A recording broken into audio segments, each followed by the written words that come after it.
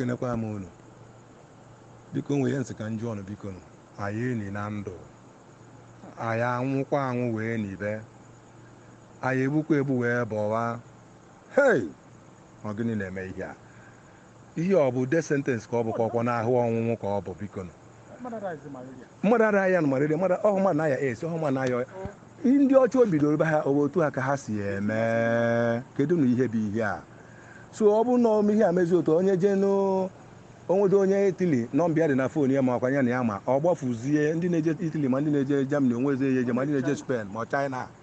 ọkwa ụmụazị be anyị ka nọ na kedu ihe bụ ihe a na-akọ na nwoke gbara ọsọ na nwoke jere ụlọ ọgwụ nke a oje nke erijetie ya oje nke erijetie ya kedu ndị na-asị ife a ndị be anyị dobe eke n'elu unu n'ọnụ unu kedu ife bụ ife a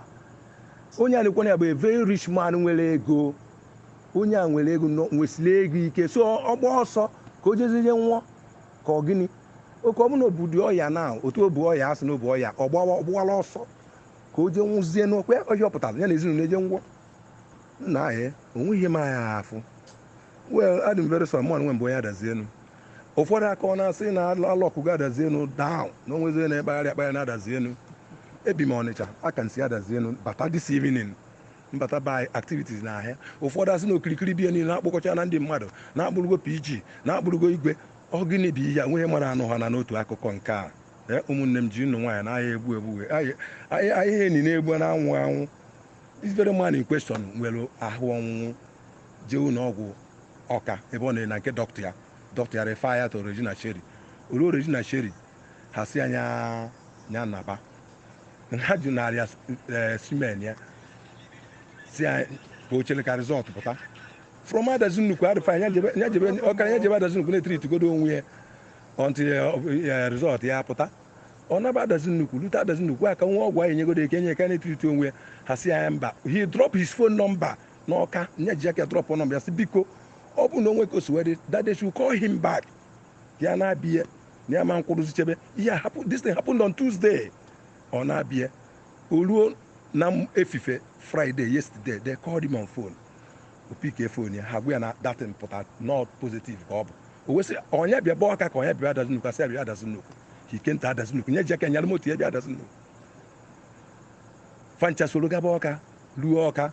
ewee bulata ya Ọnịsha hie people akọbago na ọgbala ọsọ gbasọ gbaje this man bụ onye mgbe a na-eme kampen o butere ọgwụ na-eke ndị obodo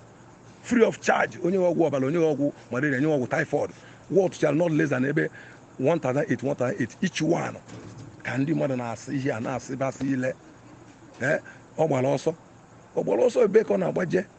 is a well known person onwe onye amụrụ onye ọ bụ he made his money o nwere ego so ọ bụrụ na ọnwa ọsọ ka onye nwụọ ka ọ gịnị people just nọ na-akọ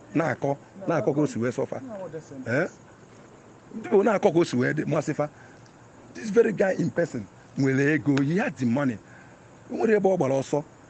biko nye ji aka drop nọmba ya si if anything goes wrong let they should call him they called him oji aka bụ moto ya pụta nọrọ ihe a na-agịta ekwu ada enye nri kwatu sọsọ ebe ekwutere ya na okwu na ada enye nri Anambra State gọọmenti ekweghị enye nri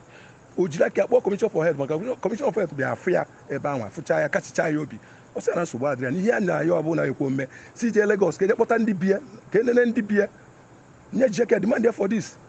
asị ya na nsogbu adịrị ya ka etego care of nyanwa na a ga-eme that one mana ọnọdụ ya ada enye nri owekọ mba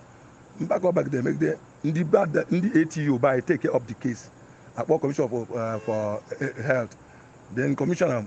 bịazie ewejele ya snacks ewe snacks ọsị ha na ya dị ata snacks ya bụ typical Igbo man na ya fịa chọọ iri bụ Africana ezigbo nne Igbo na ọfịa chọọ iri ọ commissioner bụ onye onye oji ọnụ ya na-ekwu si na asị na dị man bụkwa big man na okwe ha ata snacks